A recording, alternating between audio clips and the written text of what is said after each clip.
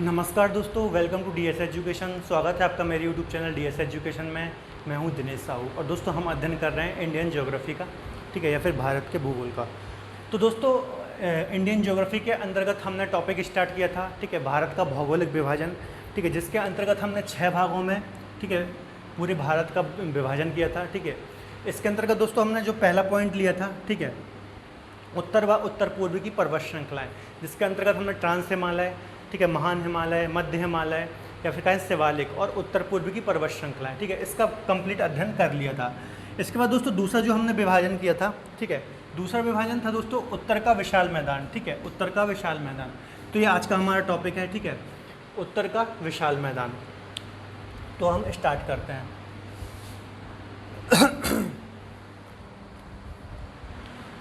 तो देखिए दोस्तों, सबसे पहले मैं आपको बता दूं कि उत्तर का विशाल मैदान जो है, ठीक है, वो उसकी स्थिति कहाँ पर है, कहाँ पर फैला हुआ है, ठीक है, कहाँ से कहाँ तक फैला हुआ है और इसका निर्माण कैसे हुआ, ठीक है।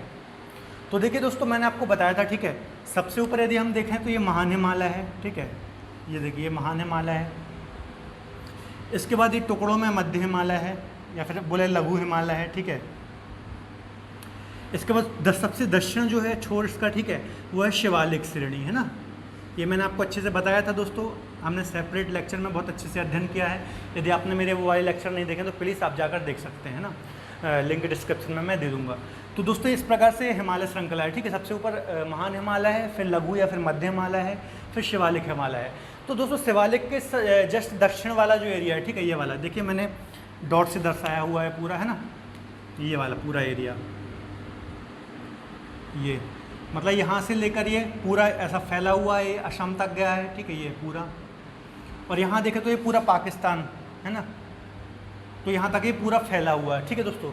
तो इसका दोस्तों जो एरिया है लगभग 7 लाख वर्ग किलोमीटर है ना, 7 लाख वर्ग किलोमीटर, 7 लाख, ठीक है, वर्ग किलोमीटर एरिया, ठीक है। तो ये आपको देखिए पाकिस्तान, यदि हम बात करें देश की तो किस किस देश में है, तो पाकिस्तान, भारत, नेपाल का कुछ भाग, ठीक है, इसके अलावा बांग्लादेश, ठीक है, ये बांग्लादेश है, ठीक है। तो इतने देशों में ये फैला हुआ है, ठीक है। यदि हम बात करें दोस्तों हमारे स्टेट की, ठीक है, तो यदि हम बात करें तो ये है पंजाब, ठीक है, ये पंजाब है, ठीक है। इसके बाद यहाँ पे हरियाणा है, ठीक है, ये यूपी है, उत्तर प्रदेश है, ठीक है। इसके अलावा यहाँ चलेंगे तो बिहार है, ठीक है, और ये वेस्ट बंगाल है, ठीक है, वेस्ट बंगाल। और इसके अलावा यदि हम नॉर्थ ईस्ट में दोस्तों चलेंगे तो यहाँ पर है त्रिपुरा, कुछ भाग त्रिपुरा का कवर करता है, और असम है ना, असम और कुछ भाग त्रिपुरा का। तो इतने एरिया में दोस्तों ये हमारा जो उत्तर का विशाल मैदान है, ठीक है, ये फैला हुआ है, ठीक है। तो स्टेट भी मैंने आपको बता दिया, देश भी बता दिए, ठीक है, इसका एरिया भी बता दिया। अब यदि हम बात करें इसकी पूरी लंबाई दोस्तों, है ना, तो इसकी लंबाई है लगभग 3200 किलोमीटर, 3200 किलोमीटर इसकी लेंथ है, ठीक है, इतनी लंबाई में ये फैला हुआ है। और यदि चौड़ाई की बात करें दोस्तों तो ये 150 से लेकर के 300 किलोमीटर इसकी चौड़ाई है, ठीक है, इसकी चौड़ाई है, ठीक है। अब चौड़ाई दोस्तों, ठीक है, यहाँ पर कम है, ठीक है, पूर्व साइड, और यहाँ पर ज़्यादा है, ठीक है, इसलिए 150 से 300 है।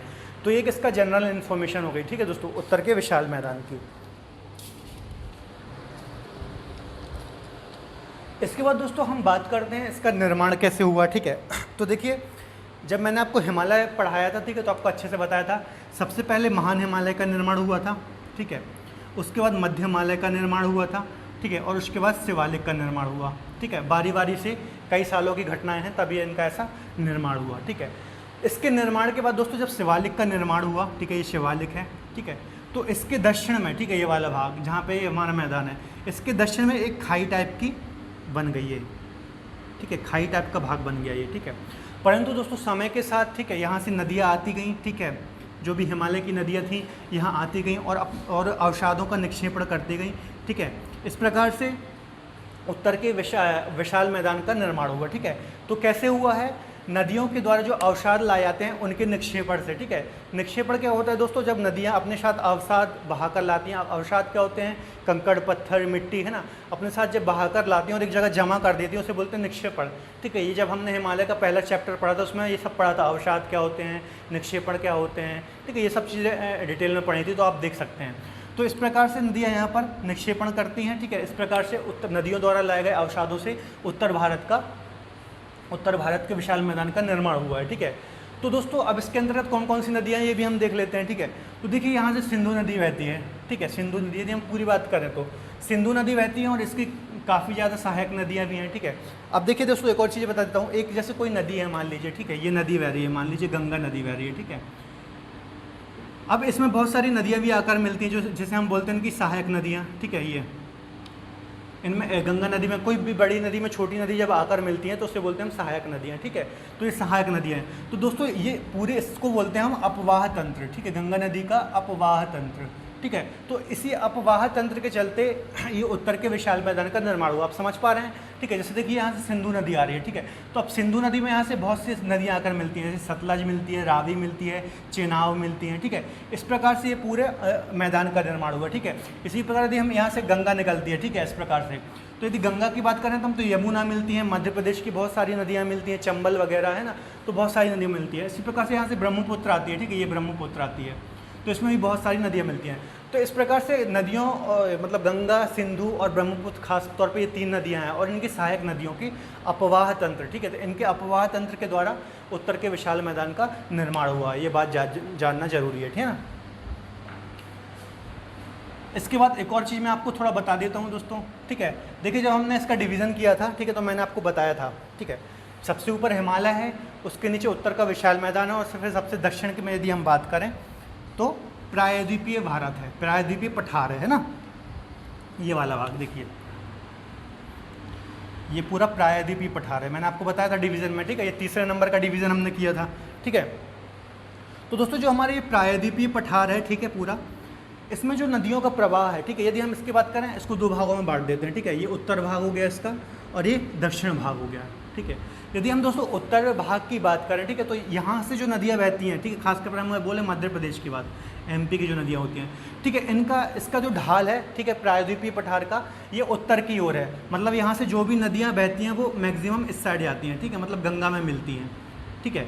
और इसका जो प्रायद्वीपीय भारत का दोस्तों जो दक्षिण भाग है, ठीक है, इसका प्रवाह पूर्वी घाट की ओर है। मतलब नदियाँ ऐसे बहती हैं, आपने देखा होगा गोदावरी, कृष्णा वगैरह है ना, कावेरी, इस प्रकार से बहती हैं, है ना। तो आपको देखना ढाल, यदि उत्तर प्रायद्वीप की बात करें तो उत्तर साइड है और दक्षिण प्रायद्वीप की बात करें तो पूर्वी घाट की ओर है, ठीक है। तो ये बात, तो जो हमारा उत्तर का विशाल मैदान है इसके निर्माण में, ठीक है, जो प्रायद्वीपीय भारत की नदियाँ हैं, ठीक है, वो भी सहायक हैं, खासतौर पर यमुना, गंगा में जाकर मिलती हैं ये, है ना दोस्तों। तो ये बात भी आपको थोड़ा पता होनी चाहिए। ये दोस्तों मैं चीज़ें आपको इसलिए बता रहा हूँ ताकि आपके कॉन्सेप्ट क्लियर होते जाए, है ना, कोई दिक्कत नहीं होनी चाहिए। तो दोस्तों ये हो गया हमारा, ठीक है, उत्तर के विशाल मैदान का निर्माण कैसे हुआ, इसकी सामान्य जानकारी वगैरह आदि आदि, है ना। अब हम बात करते हैं इसके अंतर्गत क्या क्या चीज़ें पढ़ने वाली हैं, ठीक है। तो इसके अंतर्गत दोस्तों सबसे पहला जो पॉइंट आता है वो आता है भावर, ठीक है। भावर क्या होता है, ठीक है। अब देखिए मैं आपको डायग्राम के हिसाब से समझाता हूँ, ठीक है। महान हिमालय हो गया,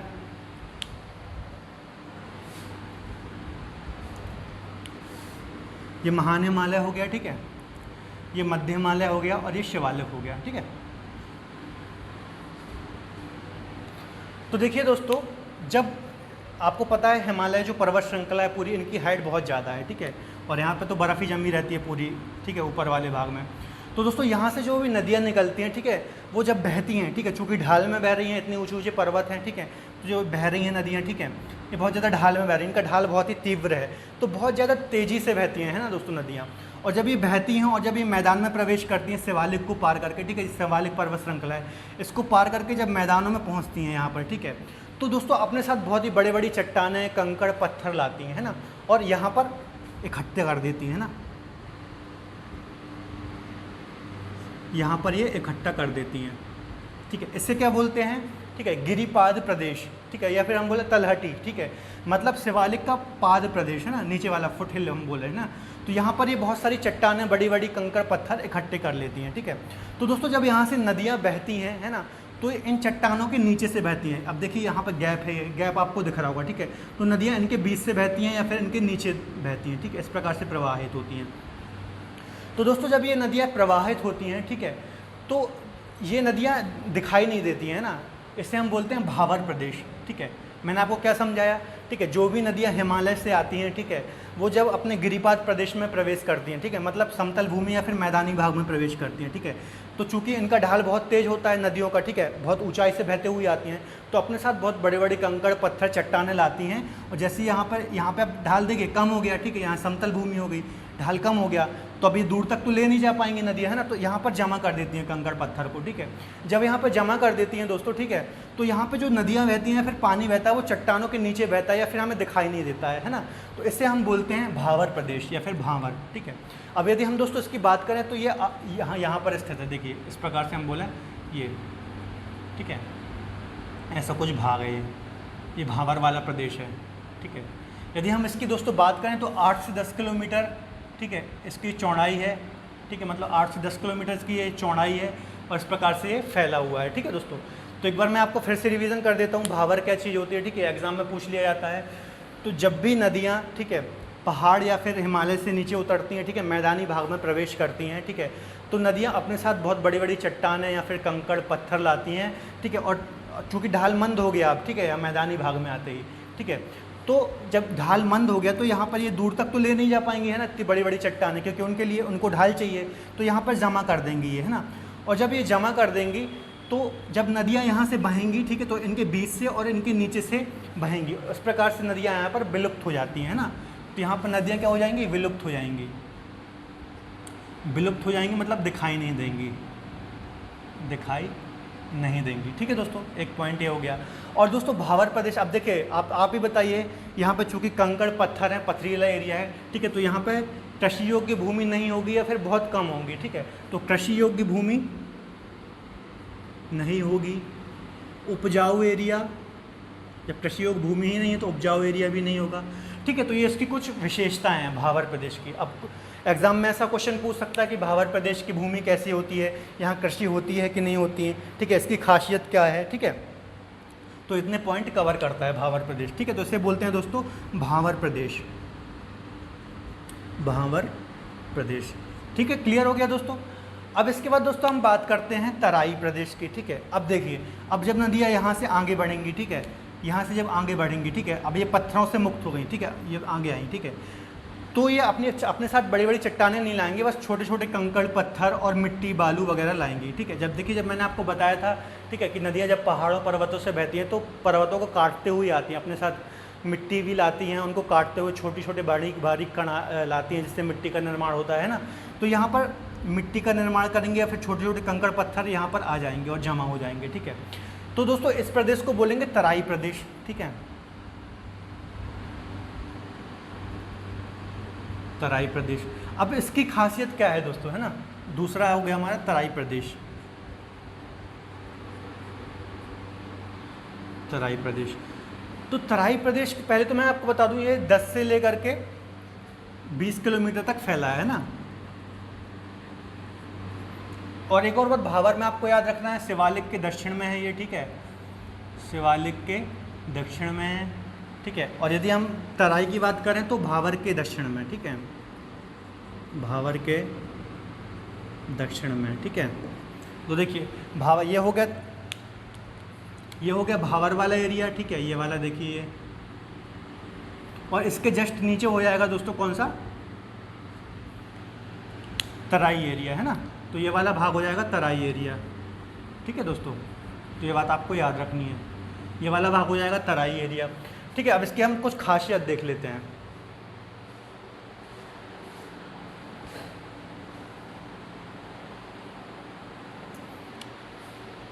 तो दोस्तों भावर, ठीक है, भावर के दक्षिण में हो गया तराई एरिया, ठीक है। इसकी कुछ खासियत देख लेते हैं। तो देखिए दोस्तों, जो ये तराई प्रदेश होता है, ठीक है, ये बहुत ही ज़्यादा नमी वाला होता है और दलदली प्रदेश होता है। देखिए चूँकि यहाँ पर पत्थरों, ये देखिए यहाँ पर जब हमने ये पढ़ा, ठीक है, कौन सा, भावर प्रदेश पढ़ा, ठीक है, तो यहाँ से पत्थरों से नदियाँ बह रही थी बीच से, ठीक है, ऐसे, तो नदियाँ ऐसी बहेंगी, ठीक है, इस प्रकार से, और बहुत बड़े एरिया में बहेंगी, ठीक है, और पूरे एरिया को नमी युक्त कर देंगे और दलदली एरिया का निर्माण करेंगे, ठीक है। तो तराई प्रदेश में यही खासियत है दोस्तों, जब यहाँ पर नदियाँ बहती हैं, ठीक है, तो पहली बात तो उस एरिया में बहुत ज़्यादा नमी पैदा करती हैं, ठीक है, नमी युक्त एरिया होगा, नमी युक्त एरिया, या फिर हम बोले दलदली एरिया, ठीक है, दलदली एरिया होगा। अब जब यहाँ पर नमी है बहुत ज़्यादा, ठीक है, दलदली एरिया है दोस्तों, तो इसे क्या बोलेंगे, यहाँ प्राकृतिक वनस्पति बहुत ज़्यादा मिलेंगी, ठीक है, प्राकृतिक वनस्पति मिलेंगी, ठीक है। प्राकृतिक जब वनस्पति मिलेंगी तो आपको आगे यदि आपने नहीं पढ़ा होगा या फिर पढ़ा होगा तो आपको पता होगा, जहाँ नम एरिया होता है, ठीक है, वहाँ पर जैव विविधता भी बहुत ज़्यादा पाई जाती है। तो जैव विविधता, ठीक है, यहाँ पर जैव विविधता भी देखने मिलेगी, ठीक है। और दोस्तों यदि हम बात करें कृषि की, ठीक है, या फिर उपजाऊपन की, तो यहाँ आपको कृषि भी देखने को मिलेगी, ठीक है, यहाँ आपको कृषि भी देखने को मिलेगी क्योंकि ये उपजाऊ एरिया है, नम एरिया है, ठीक है। कृषि भी देखने को मिलेगी, उपजाऊपन भी देखने को मिलेगा, ठीक है, उपजाऊपन भी देखने को मिलेगा। और दोस्तों खास तौर पे यहाँ पे आप देखेंगे गन्ने की कृषि होगी, ठीक है, गन्ने की कृषि होगी, ठीक है, चावल की कृषि, चूँकि नम एरिया है, ठीक है, चावल की कृषि होगी और कुछ गेहूँ की कृषि भी होगी, ठीक है। तो इस प्रकार से कृषि होगी और ये उपजाऊ एरिया है। तो एक बार मैं आपको और रिविज़न करता हूँ, ठीक है। देखिए दोस्तों, जब भावर प्रदेश से नदियाँ आगे बढ़ती हैं, ठीक है, भावर प्रदेश में तो पत्थरों के नीचे बह रही थी, यहाँ पे दिखाई नहीं दे रही थी, विलुप्त थी नदियाँ, है ना। जब यहाँ से आगे चलती हैं नदियाँ, ठीक है, तो अपने साथ कुछ बारीक कंकड़, पत्थर और कुछ मिट्टी, ठीक है, लाती हैं और यहाँ पर बिछा देती हैं। देखिए यहाँ से नदियाँ नीचे उतरी, ठीक है, यहाँ कुछ ढाल है और ये कम होता जा रहा है, ठीक है। तो अब पत्थरों को तो यहाँ ले नहीं जा पाएंगे ज़्यादा दूर तक क्योंकि समतल या मैदानी एरिया है, तो पत्थरों को यहाँ जमा कर दिया। अब यहाँ से जब और आगे बढ़ेंगे तो कुछ छोटे छोटे पत्थर कंकड़ यहाँ लाकर जमा कर देंगी, है ना, या फिर मिट्टी जमा कर देंगी, ठीक है। इस प्रकार से तराई प्रदेश का निर्माण हो जाएगा, ठीक है। तो इस प्रकार से दोस्तों यहाँ पर यदि हम बात करें, ठीक है, तो नमी युक्त एरिया होगा, दलदली एरिया होगा, ठीक है, प्राकृतिक वनस्पति की अधिकता होगी, ठीक है, जैव विविधता पाई जाएगी। कृषि की हम बात करें तो कृषि युक्त एरिया होगा, उपजाऊ एरिया होगा, गन्ने व चावल की फसल होगी। लेकिन कुछ यहाँ पे दिक्कतें वाली बात भी है, ठीक है दोस्तों, तराई प्रदेश में। तो तराई प्रदेश के अंतर्गत दोस्तों उत्तर प्रदेश का कुछ भाग आता है, खासतौर पर यदि हम बात करें, ठीक है, तो गोरखपुर वाला एरिया, गोरखपुर एरिया है ना, योगी आदित्यनाथ जी का जहाँ से चुने जाते हैं, फिर उनका एरिया ये है ना, गोरखपुर एरिया उत्तर प्रदेश का।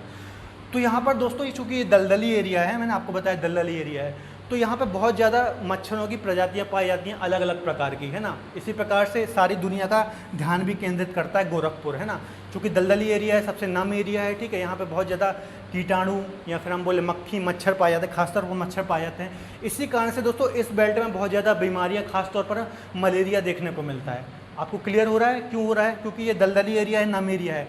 देखिए एरिया है दलदली और नमी है यहाँ पर, ठीक है। जब गर्मी का मौसम आता है ना दोस्तों, तो ये मौसम बहुत ख़राब कर देता है, ठीक है। यहाँ पर मक्खी मच्छर बहुत ज़्यादा पनपते हैं, ठीक है, और यहाँ बहुत ज़्यादा बीमारी फैलाते हैं।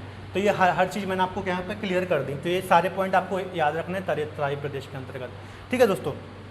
अब तराई प्रदेश भी हो गया दोस्तों, ठीक है। अब आगे चलते हैं, अगला जो प्रदेश होगा वो होगा बांगर और खादर, है ना। यहाँ आपको बता देता हूँ मैं, बांगर प्रदेश क्या होता है। बांगर प्रदेश, ठीक है। बांगर और खादर हम ये साथ में ही समझ लेते हैं ना, दोनों एक दूसरे से रिलेटेड ही हैं, साथ में समझ लेते हैं, ठीक है। अब देखिए दोस्तों, जब नदियाँ यहाँ से आगे बढ़ेंगी, ठीक है, अब जब यहाँ से नदियाँ दोस्तों आगे बढ़ेंगी, ठीक है, तो और बारीक मिट्टी आगे जो यहाँ पर निक्षेपण होगा मिट्टी का, और बारीक मृदा का, यहाँ तो कुछ कंकड़ पत्थर भी थे छोटे छोटे, है ना, लेकिन यहाँ पे प्योर मृदा आएगी और बारीक मिट्टी का निर्माण होगा, जिसे हम बोलते हैं जलोढ़ मृदा, है ना। पुरानी जलोढ़ और नई जलोढ़, है ना, तो वो हम समझते हैं क्या होती है। तो देखिए दोस्तों, एक मैं आपको डायग्राम के अकॉर्डिंग समझाता हूँ। जैसे मान लीजिए ये नदी का अपवाह क्षेत्र, ठीक है, यहाँ पर नदी बह रही है, ये ऐसे, ठीक है, ये नदी बह रही है, ठीक है। अब देखिए नदियों में बाढ़ आती है ना, आपको पता होगा। तो आसपास का जो नदी का एरिया होता है ये, है ना, ये बाढ़ से ग्रसित होता है, और बाढ़ का पानी जब भी बारिश का सीज़न आता है, ठीक है, तो यहाँ पर भी पानी पहुँच जाता है ना, यहाँ पर भी पानी पहुँच जाता है, ठीक है। इस प्रकार से दोस्तों यहाँ पर भी मृदा, ठीक है, का निक्षेपण हो जाता है, ठीक है, मृदा का निक्षेपण हो जाएगा। मैंने क्या बोला दोस्तों, बारिश के मौसम में, ठीक है, नदियों का जो आसपास का क्षेत्र होता है या फिर हम बोले तटीय क्षेत्र होता है, ठीक है, वहाँ पे नदियाँ प्रवाह घुस जाती हैं या फिर, ठीक है, अंदर चली जाती हैं और मिट्टी का निक्षेपण कर देती हैं, जो अपने साथ मिट्टी बहा कर लाती हैं, इस प्रकार से निक्षेपण कर देंगे आसपास के एरिया में, है ना, इस प्रकार से निक्षेपण कर देंगे मिट्टी का। तो इस मिट्टी को दोस्तों बोलते हैं, या फिर इस एरिया को हम बोलते हैं खादर क्षेत्र, ठीक है, खादर क्षेत्र। ये सबसे ज़्यादा उपजाऊ क्षेत्र होता है, ठीक है, सबसे अधिक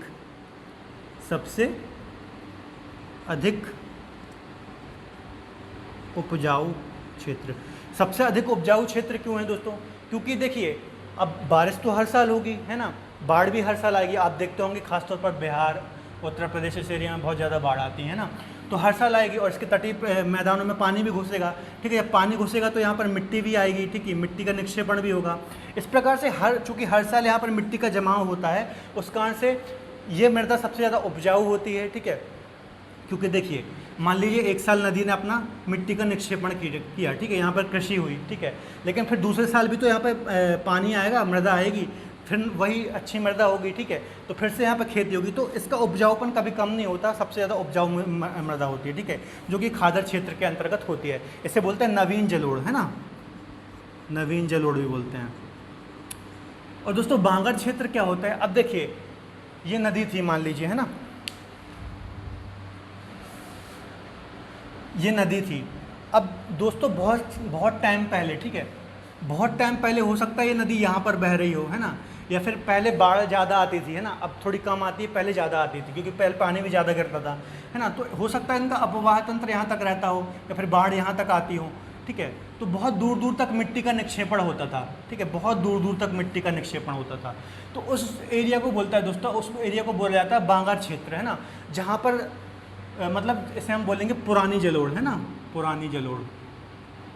यदि हम इनका कंपैरिजन करें दोस्तों मतलब बांगर का खादर का, तो ये ज़्यादा उपजाऊ होती है, कम उपजाऊ होती है, ठीक है। खादर इसलिए ज़्यादा उपजाऊ होती है क्योंकि यहाँ हर साल मिट्टी का निक्षेपण हो रहा है, परंतु जो बांगर वाला क्षेत्र है यहाँ पुराने समय में, अतीत में, ठीक है, मिट्टी का निक्षेपण हुआ और वही मिट्टी चल रही है, तो जब मिट्टी कई साल से उसमें खेती हो रही है, चल रही है, तो इसका उपजाऊपन भी कम होगा। तो आपको समझ में आया बांगर खादर में अंतर? देखिए बांगर खादर में ये अंतर है, ठीक है, ये नदी है, ठीक है, पुराने समय में, अतीत काल में बाढ़ हो सकता है यहाँ तक आ रही हो, बहुत ज़्यादा एरिया कवर कर रही हो, ठीक है, तो उसने मिट्टी का निक्षेपण किया, ठीक है, इस प्रकार से मिट्टी का निक्षेपण कर दिया, जिससे बोला गया दोस्तों बांगर, ठीक है, जहाँ पे पहले अतीत काल में मिट्टी का निक्षेपण हुआ था। परंतु दोस्तों अभी जो हर साल यहाँ पर बाढ़ आ रही है, ठीक है, ये पास वाला तटीय एरिया, ठीक है, जहाँ पे हर साल मिट्टी का निक्षेपण हो रहा है, ठीक है, उसे हम बोलेंगे खादर एरिया, ठीक है। तो ये बात आपको समझ में आ गई, खादर एरिया ज़्यादा उपजाऊ होगा, ठीक है, ज़्यादा अच्छी मिट्टी होगी एज़ कंपेयर टू किसके? बांगर के। तो ये दोस्तों 4 चीज़ें थी। इसके अलावा डेल्टा भी होता है, लेकिन हम डेल्टा बाद में अध्ययन करेंगे अच्छे से, ठीक है, जो आगे भी हम चर्चा करेंगे तो डेल्टा का अध्ययन करेंगे, एस्चुरी वगैरह क्या होती हैं। लेकिन प्रमुख चार चीज़ें इसके अंतर्गत यही जानने वाली थी, ठीक है, भांवर, तराई, ठीक है, बांगर, खादर, ये 4 चीज़ क्या होती हैं। मैंने मैप की सहायता से आपको समझाने की कोशिश की है, आशा कर दूँ आपको चीज़ें अच्छे से समझ में आई होंगी, है ना। तो दोस्तों एक बार हम रिवीजन करते हैं, ठीक है। इसके अलावा मैं दोस्तों बता दूं, यदि जो जलोढ़ मृदा होती है, ठीक है, वो कृषि की दृष्टि से सबसे ज़्यादा इंपॉर्टेंट होती है, ठीक है, सबसे ज़्यादा उपजाऊ भूमि कहलाती है जलोढ़ भूमि, या फिर जलोढ़ मृदा सबसे ज़्यादा इंपॉर्टेंट होती है, ठीक है, कृषि की दृष्टि से। यहाँ पर गेहूँ, चावल और इसके अलावा गन्ने की फसल भी होती है बहुत ज़्यादा, ठीक है। तो जब हम मिट्टियों का अध्ययन करेंगे तब डिटेल में इसके बारे में चर्चा करेंगे। अभी हम चूँकि उत्तर का विशाल मैदान पढ़ रहे हैं तो इसके बारे में ज़्यादा ध्यान दें। एक बार रिवीजन करते हैं दोस्तों, है ना। तो देखिए दोस्तों, मैंने आपको बताया, ठीक है, उत्तर का विशाल मैदान का निर्माण कैसे हुआ, ठीक है। इसके अलावा हम मेन चीज़ें देख लेते हैं। भांवर, ठीक है, भांवर क्या होता है दोस्तों, मैंने बताया, ठीक है, शिवालिक के दक्षिण में 8 से 10 किलोमीटर चौड़ा क्षेत्र, ठीक है। यहाँ पे क्या होता है, जब नदियाँ बहुत ऊंचाई से चूँकि पर्वतों से नीचे आती हैं, तीव्र ढाल होते हैं ये, है ना, तीव्र ढाल होते हैं ये, तो यहाँ से बहुत तेज़ी से आती हैं नदियाँ, ठीक है, तो अपने साथ बहुत सारे कंकड़ पत्थर, बड़ी बड़ी चट्टानें लाती हैं, ठीक है। और जैसे ही ये मैदानी भागों में आती हैं, फिर पाद प्रदेश में आती हैं, ठीक है, तो इनकी ऑब्वियस सी बात है गति कम हो जाएंगी। जब यहाँ पे ढलान से आ रही थी, यहाँ पे ढलान कम हो गया तो यहाँ पे स्पीड स्लो हो जाएगी, ठीक है। और अपने साथ जो कंकड़ पत्थर, बड़ी बड़ी चट्टानें ला रही थी, वो यहाँ पर जमा कर देंगी या फिर निक्षेप कर देंगे, उनका निक्षेप, है ना। तो जब दोस्तों इस एरिया से नदी बहेंगी, ठीक है, तो इन पत्थरों के नीचे से बहेंगे, ठीक है, क्योंकि ये पत्थर जमा हो गए तो यहाँ पर गैप भी है इन पत्थरों के बीच में, तो यहाँ पर नदियाँ विलुप्त हो जाती हैं, दिखाई नहीं देती है ना, इन पत्थरों के नीचे से बहती हैं। इसके बाद जब दोस्तों इसके आगे से और मैदान में जाती हैं, ठीक है, तो अपने साथ छोटे छोटे कंकड़ पत्थर लाती हैं और कुछ मिट्टी लाती हैं और यहाँ पर इसका निक्षेप कर देती हैं, ठीक है। और चूँकि यहाँ से नदियाँ ऐसे बहती हैं ना, चूँकि पत्थरों के बीच से बहती है, तो बिल्कुल दूर दूर ऐसे बहती हैं और बहुत ज़्यादा इस जो एरिया होता है पूरा, ठीक है, यहाँ पर नमी इकट्ठा कर देती हैं और दलदली प्रदेश का निर्माण करती हैं, ठीक है। अब इसकी मैंने बहुत सारी आपको चीज़ें बताई, ठीक है, थोड़ा उपजाऊ एरिया होता है, ठीक है, नमी युक्त एरिया होता है, ठीक है, प्राकृतिक वनस्पति पाई जाती हैं, जैव विविधता भी बहुत ज़्यादा पाई जाती है, क्योंकि जहाँ नमी एरिया होता है, वेटलैंड एरिया होता है, वहाँ जैव विविधता भी पाई जाती है, ठीक है। इसके अलावा कृषि अनुकूल एरिया भी है, ठीक है, यहाँ गन्ना चावल की खेती होती है। इसके अलावा मेन पॉइंट है दोस्तों इसका जो गोरखपुर वाला एरिया है उत्तर प्रदेश के अंतर्गत, ठीक है, यहाँ बहुत ज़्यादा बीमारियाँ होती हैं, खासतौर पर मलेरिया, ठीक है, गर्मी के टाइम पे, क्योंकि एक्चुअली यहाँ पे नम एरिया है और धूप पड़ती है गर्मी में, तो वो उमस टाइप की होती है, मच्छर मक्खी तमाम तरीके के जीवाणु कीटाणु होते हैं और बीमारी उत्पन्न करते हैं। इसके बाद दोस्तों जो मेन चीज़ समझने वाली है, दो प्रदेश बांगर और खादर है ना। तो बांगर दोस्तों क्या होता है, मैंने आपको बताया जब प्राचीन समय में नदियाँ बह रही होंगी तो उनका अपवाह तंत्र, या फिर हम बोलें जो जब वो बह रही होंगी तो जब बाढ़ आती होगी पहले, ठीक है, तो पहले देखिए अब बारिश भी बहुत ज़्यादा होती थी, ठीक है, और दूर दूर तक पानी जाता होगा, ठीक है, दूर दूर तक जाता होगा, तो यहाँ पे उसने मिट्टी का निक्षेपण किया होगा, ठीक है। परंतु यदि प्रेजेंट टाइम में बात करें तो इसका जो बाढ़ का एरिया है या फिर बहने का एरिया है, इसका तटीय एरिया है, वो कम है ना, एज़ कम्पेयर टू किसके, बांगर के, है ना। तो यहाँ पे जो इसका पास वाला तटीय एरिया है, यहाँ तो हर साल मिट्टी ला रही है नदी, लेकिन यहाँ पर हर साल नहीं ला रही। यहाँ पे प्राचीन काल में जितनी मिट्टी आ गई तो आ गई, उसी मिट्टी में कृषि हो रही है ना दोस्तों। इस कारण जो ये तटीय वाला एरिया होता है ये ज़्यादा उपजाऊ होता है और ये कम उपजाऊ होता है बांगर वाला, ठीक है। तो जो खादर वाला, देखिए अब इसको आप कंफ्यूज नहीं होना, खाद किस लिए यूज़ करते हैं दोस्तों, खाद इसलिए यूज़ करते हैं ना कि पेड़ों की उम्र बढ़ जाए, जल्दी जल्दी पेड़ बढ़ जाए, है ना, या फिर खेतों में भी उसकी उर्वर शक्ति को बढ़ाने के लिए खाद का प्रयोग करते हैं। तो खादर नाम से ही समझ में आ रहा है ज़्यादा उपजाऊ एरिया है ना, और बांगर कम उपजाऊ एरिया है, ठीक है। तो ये आपको बस थोड़ा सा अंतर है, आपको याद रखना है, कन्फ्यूज़ नहीं होना है, ठीक है। इसके अलावा दोस्तों यदि हम बात करें, ये वाला एरिया है, ठीक है, वो हमारे भारत का सबसे ज़्यादा उपजाऊ एरिया है, ठीक है, सबसे ज़्यादा कृषि की जाती है। आपको पता होगा उत्तर प्रदेश है ना, गेहूँ के लिए विख्यात है। इसके अलावा यहाँ वाला चावल, पश्चिम बंगाल है सॉरी, चावल के लिए प्रसिद्ध है। तो यही कारण है इसका, ठीक है। कुछ भी चीज़ देखिए रटनी नहीं पड़ती है। इसके अलावा एक और भी मैं बता दूँ, ये असम तक फैला हुआ है यहाँ पर, ठीक है। यदि हम बात करें पूर्वोत्तर, यदि ऐसा क्वेश्चन आ जाए पूर्वोत्तर एरिया में सबसे ज़्यादा कृषि योग्य भूमि कहाँ पर है, तो असम में है।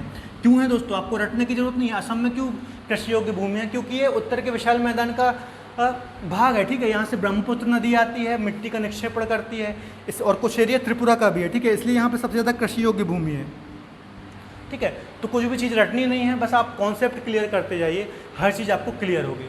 तो आशा करता हूँ दोस्तों मैंने आसानी से आपको समझाने की कोशिश की, आपको चीज़ें क्लियर हुई होंगी।